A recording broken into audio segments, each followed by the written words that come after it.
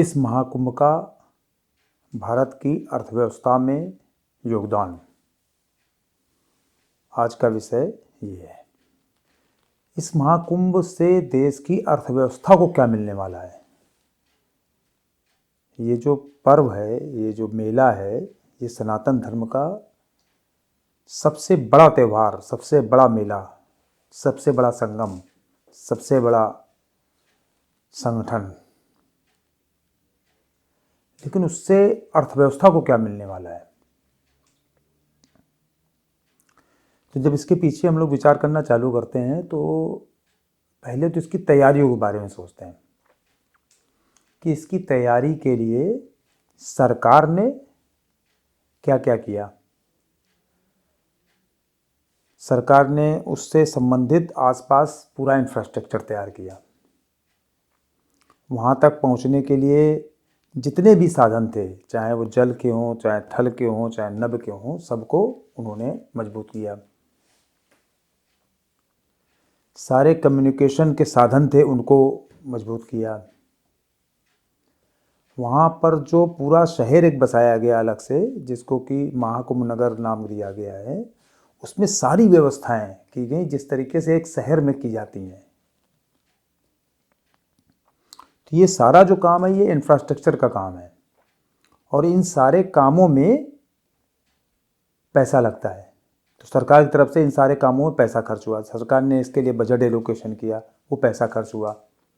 वो पैसा जो है, जब सरकार ने भुगतान किया इन सब कामों के लिए, वो अर्थव्यवस्था में आया।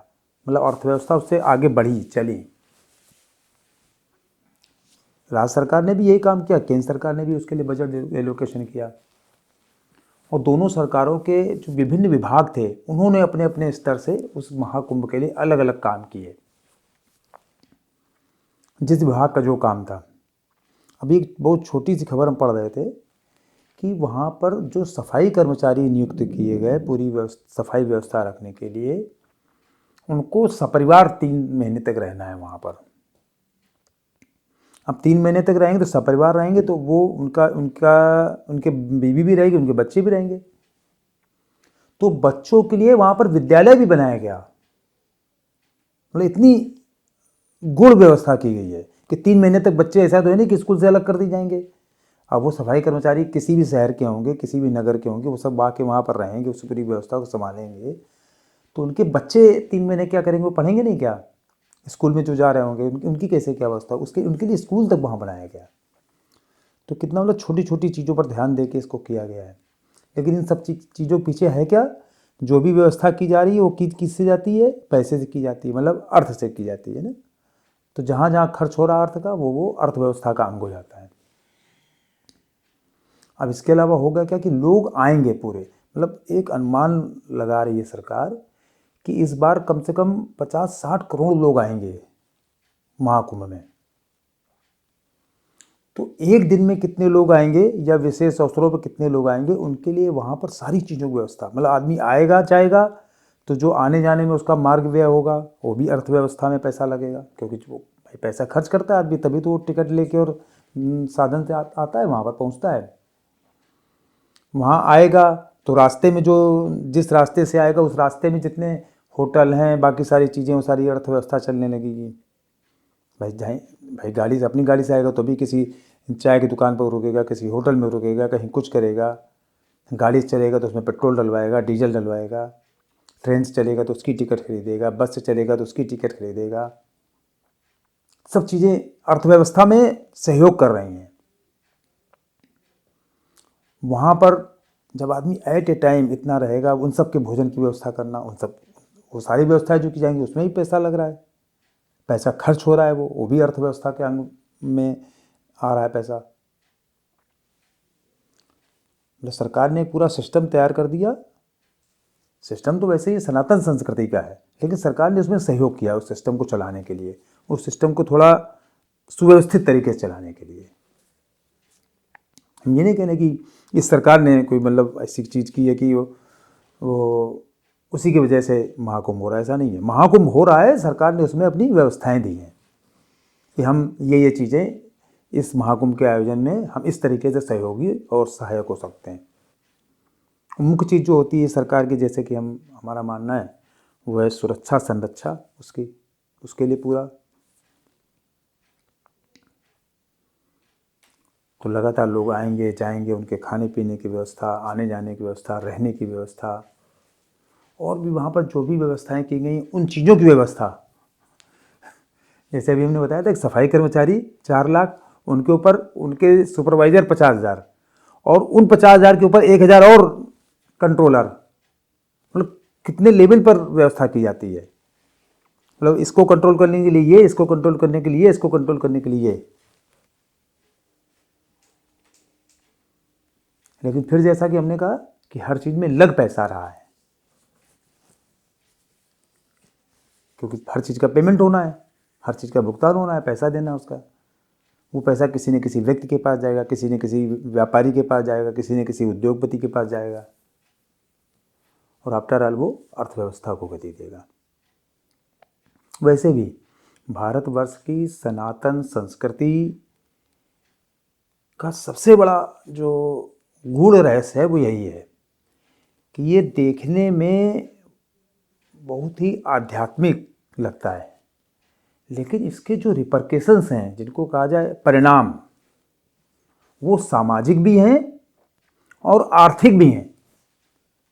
सामाजिक का देखिए, मतलब छोटा सा क्यों चर्चा करेंगे कि अब यहाँ महाकुंभ में 80 करोड़ लोग आएंगे, तो उसमें हर जाति वर्ग के लोग, कोई अगल बगल वाले से पूछने वाला नहीं होगा कि तुम किस वर्ण के हो।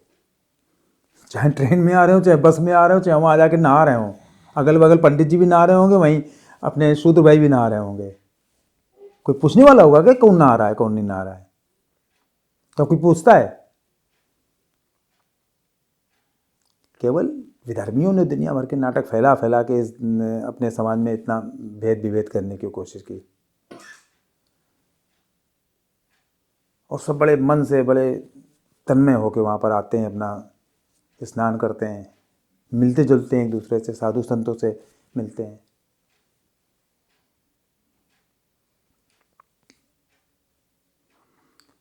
तो हमें लग रहा है कि इस बार जब हम लोग अगले साल इसका उसका अध्ययन कर रहे होंगे कि अर्थव्यवस्था मार्च 2025 में कितनी बढ़ी पिछले वर्ष की तुलना में, तो उसमें बहुत बड़ा योगदान जो होगा, इधर करीब वो जो महाकुंभ चलेगा उसका बहुत बड़ा योगदान रहने वाला है। और हर चीज़ के पीछे चूँकि जब पेमेंट होता है, जब खर्चा होता है, तो उसमें वैसे भी जो टैक्स के रूप में सरकार को ही पैसा मिल रहा होता है वो लौट के, क्योंकि जीएसटी तो लगभग हर चीज़ पर है, खाने पीने को कुछ चीज़ों को छोड़ के, मतलब इनडायरेक्ट टैक्स तो सब जगह मिल रहा है सरकार को। तो देश की जो वित्त व्यवस्था है वो भी सुदृढ़ होगी। तो अब देखना होगा, मतलब जब लोग बजट की एनालिसिस करेंगे अभी जब 1 फरवरी को, तो उस समय तक तो इतना प्रभाव इसका नहीं आ पाएगा, लेकिन अगले बजट में या जब हम लोग देखेंगे कि हाँ पिछले साल क्या रहा था, कितना खर्चा हुआ था, कितना बजटेड एक्सपेंडिचर था, कितना एक्चुअल एक्सपेंडिचर था, तब वास्तव में सब पता लगेगा। विदेशी लोग भी बहुत आते हैं इसमें। विदेशी लोग आएंगे तो बाहर से अपनी विदेशी मुद्रा लेके आएंगे, वो भी खर्च करेंगे आके यहाँ। मतलब पर्यटन किसी भी देश की अर्थव्यवस्था को बहुत मोबिलाइज करता है। बहुत सारे देश तो ऐसे हैं जो केवल पर्यटन पर चल रहे हैं। भारतवर्ष में भी पर्यटन की असीम संभावनाएं हैं, और उनके पीछे मेन कारण है, जैसा कि हमने कहा ना, कि यहाँ का जो धर्म और आध्यात्म का जो बिल्कुल एक वो है ना कसा हुआ तंत्र, पूरा वो बहुत चीज़ों को आकर्षित करता है। बहुत सारे लोग विदेश के होते हैं जो वृंदावन भागे चले आ रहे होते हैं, काशी विश्वनाथ भागे चले आ रहे होते हैं। क्यों आते हैं? क्योंकि उनको लगता है कि यहीं पर भगवान है केवल, बाकी क्योंकि वास्तव में कहीं भगवान है भी नहीं। वास्तविकता भी यही है कि दुनिया में कहीं भगवान है भी नहीं। भगवान अपने केवल भारत में ही हैं, यहीं पैदा ही हुए हैं, बाकी कहीं नहीं पैदा हुए आज तक।